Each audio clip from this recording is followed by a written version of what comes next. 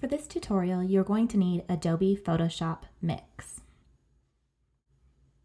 So start out opening the app and choose the plus to select an image. I'm going to choose one with a lot of contrast between the foreground and the background, meaning one is a lot darker or lighter than the other. Once your image has loaded, you go to the cutout tool down at the bottom. We're going to be using the Smart tool, which is the second from the left. And make sure you're using the subtract option because we're going to be erasing the background. In order to use the tool, just slide your finger on the background. You don't need to go right up next to the edge of the person in the foreground. The app will do that automatically for you. It snaps to the edge of the photo where it's registering a change in contrast. I like to be zoomed in for more accuracy. It did a really good job on that side. So now let's go over to the left. Again, I'm just sliding my finger down the photo and letting the app do most of the work. It removed a little too much on these pants, so I'm going to try one more time. It's doing the same thing, but I decided to just let it go because I'm going to be cropping the photo and softening up the edges later.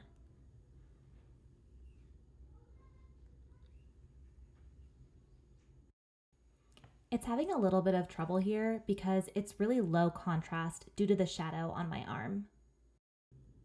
So I'm going to switch over to the lasso tool.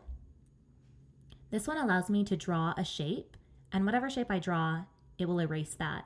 Again, make sure you choose subtract so that it takes away the background instead of adding the background back into the photo. I like to go over it again and again until I get the shape that I want.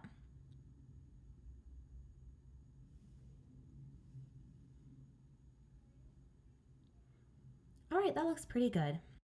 Next, we're going to refine the edges. It's the tool on the bottom right. So click Refine, and we have some options. The first option is to feather your edges. You do this by pressing on the feather icon, holding your finger down and sliding it up and down on the screen. The more you feather, the softer the edges will appear. It also allows the background to blend in with your foreground on your photo.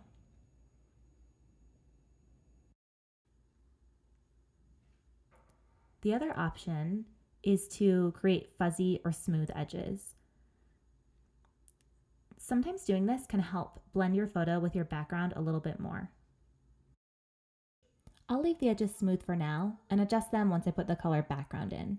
When you're done, click the check mark in the bottom right. Now you can see our layers. They're on the right-hand side. Right now we only have one. You can move this layer around, you can pinch and zoom, and you can crop. You'll find the crop tool at the top left. I like to crop it to a square so that it's ready to go for Instagram.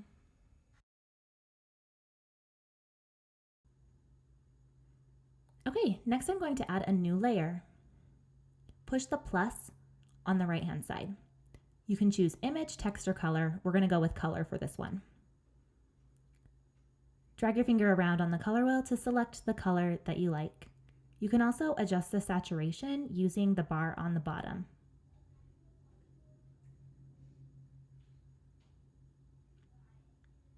Okay, when you're done, it places the color into your file, but you need to move it because the layers are out of order. So just press on one of the layers, hold your finger down, and drag it to rearrange.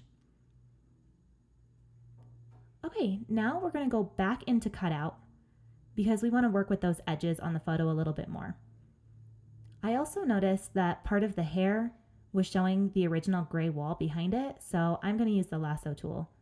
I accidentally left it on add instead of subtract, so as you can see, it brought the background back in, so we'll go to subtract, we'll try again. I like to just keep sliding my finger around without lifting it up. It helps me be a little bit more accurate with making the shape. If I want to see it with the background again, I need to press the check mark in the bottom right and take a look.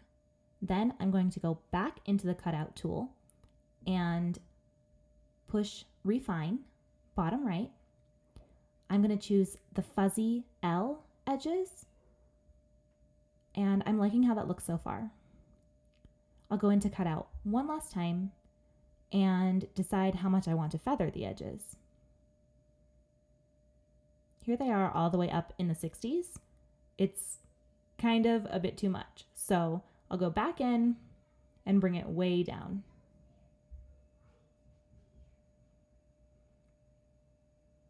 I'm thinking somewhere around 5 to 10.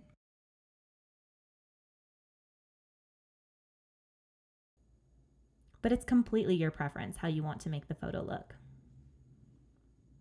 All right, that looks great. So now choose the share option at the top, save it to your camera roll, and you are all set. You've got a nice photo with a solid color background. If you use any tips from this video, use the hashtag CaraCasaColor. I'd love to see. In the next couple weeks, I'm going to show you how to add a shadow and custom art behind your photos.